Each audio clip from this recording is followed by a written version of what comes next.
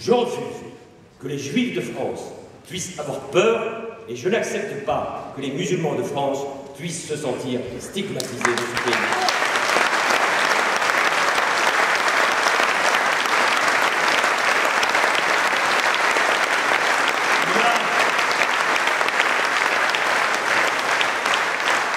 Il y a quelques jours,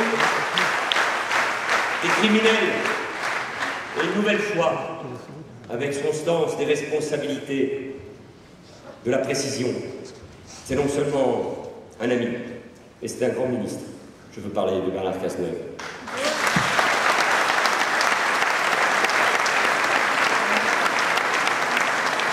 Il y a quelques jours, des criminels s'en sont pris à la mosquée d'Auch. C'est une blessure insoutenable pour les fidèles.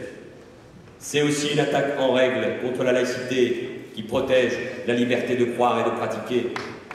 Je veux dire ici, comme l'a fait le président de la République, aux musulmans de France, notre estime, notre solidarité et notre volonté de les protéger. Ils sont aussi, n'en déplaise à ceux qui veulent en faire les boucs émissaires à droite, à l'extrême droite de tous les problèmes, ils sont aussi la France, comme tous les autres, et nous leur devons protection, solidarité. Tant que nos lieux de culte, églises visées à Villejuif par un projet funeste, nos mosquées, nos synagogues, nos cimetières seront pris pour cible, nous ne baisserons pas la garde.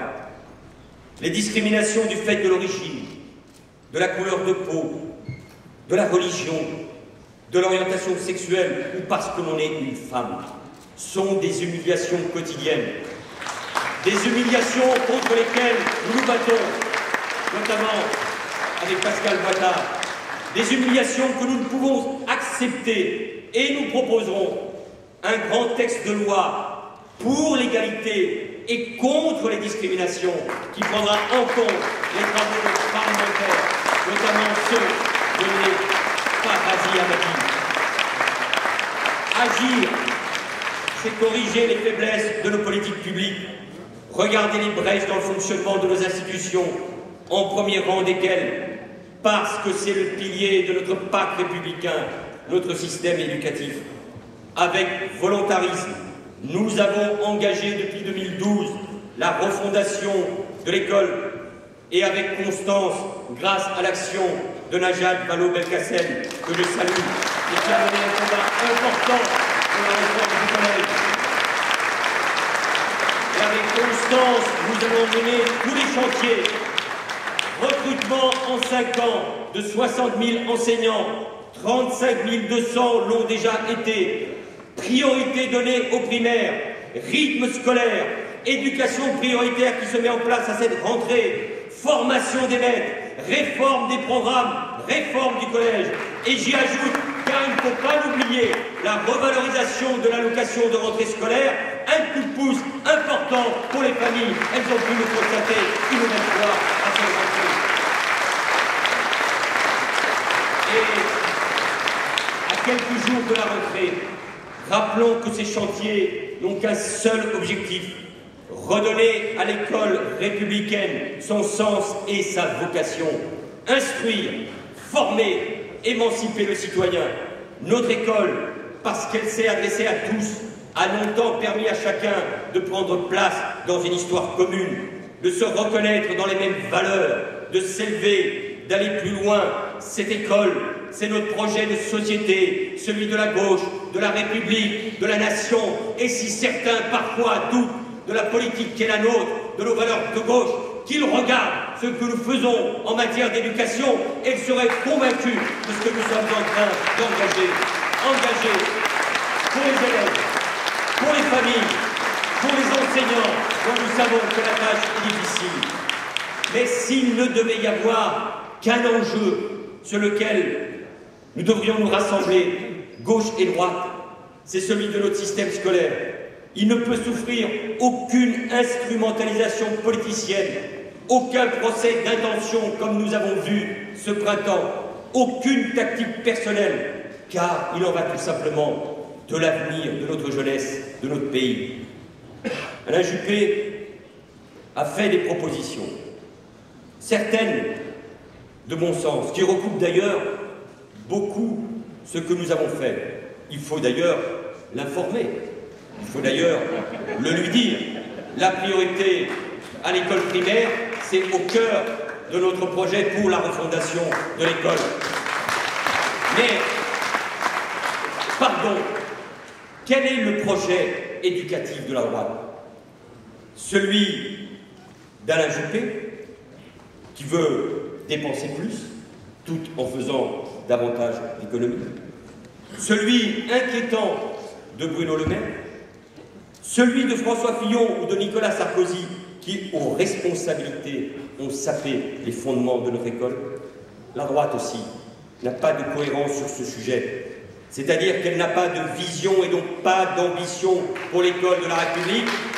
Et au moment du bilan, et au moment de choisir pour l'avenir en 2017, la question de l'école, de la refondation de l'école et de l'avenir de la jeunesse sera centrale. Et nous pourrons être fiers de ce que nous avons accompli en matière d'école. Chers amis, au lendemain du 11 janvier, devant la sidération, la France s'est d'abord retournée vers l'école, s'interrogeant sur ce qui était transmis. C'est logique. Des mesures ont alors été prises pour mieux y promouvoir la citoyenneté. Il faut poursuivre, amplifier. L'école, c'est beaucoup, c'est essentiel. Mais dans une société qui a changé, qui est devenue plus complexe, l'école ne peut pas tout. Car il y a aussi les failles béantes sur notre territoire qu'il faut combler. La promesse républicaine, c'est l'égalité partout. Or, cette égalité s'est étiolée. Elle s'est étiolée sous l'effet de la crise économique, des mutations industrielles, du déménagement des services publics, mais aussi sous l'effet de politiques publiques qui, de fait, n'ont pas endigué la paupérisation, la ségrégation, la ghettoisation. Avoir 20 ans dans un village ou dans un quartier classé en politique de la ville, ce n'est pas vivre la même expérience, ni avoir les mêmes opportunités que d'avoir 20 ans dans un centre riche d'une métropole dynamique. Habiter dans un territoire où le chômage est la norme, c'est souvent vivre sans autre perspective que la mise en retrait du monde autour de soi. Et comme le dit dans un rapport passionnant notre ami Malek Bouti, ce sont dans ces brèches que grandissent le radicalisme, pas seulement islamiste, mais aussi la rancœur, la défiance généralisée, l'envie de tout envoyer balader, mais aussi la violence, la délinquance, les trafics, mais aussi l'intolérance. Pas de fausses promesses, je n'en ferai pas ici. Casser ces logiques d'isolement, de désespérance, c'est une tâche immense, je l'avais dit au début de l'année, question d'une génération, mais nous agissons. Il faudra du temps, en d'autres termes, de nouveau, du volontarisme et de la constance. La volonté, nous l'avons. Nous avons pris les sujets à bras-le-corps pour construire des logements, répartir le logement social, réformer la politique de la ville, la mettre en œuvre avec Patrick Caner et Myriam El Khomri, développer les équipements, les infrastructures en métropole ou outre-mer, apporter le très haut débit partout, ramener les services publics, transport, santé, emploi, dans les quartiers populaires, dans les espaces ruraux. C'est ce que je rappelle sans cesse lors de mes déplacements, pour affirmer que l'État est là, parce qu'il est au cœur de la construction nationale, qui ne laisse tomber personne, grâce notamment au contrat de plan État-région, au contrat de ville.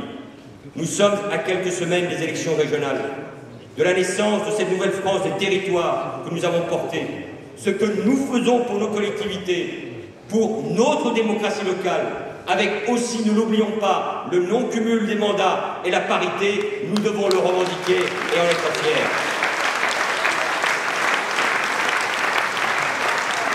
Chers amis, s'il nous faut faire preuve de volontarisme et de constance, c'est enfin parce que les forces de progrès, et Jean-Christophe le disait, ont rarement été aussi fragmentées dans notre pays.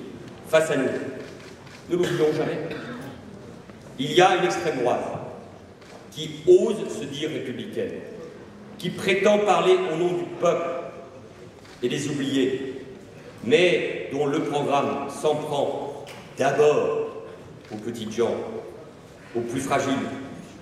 Derrière cette vulgaire saga familiale se profile le risque d'un désastre national.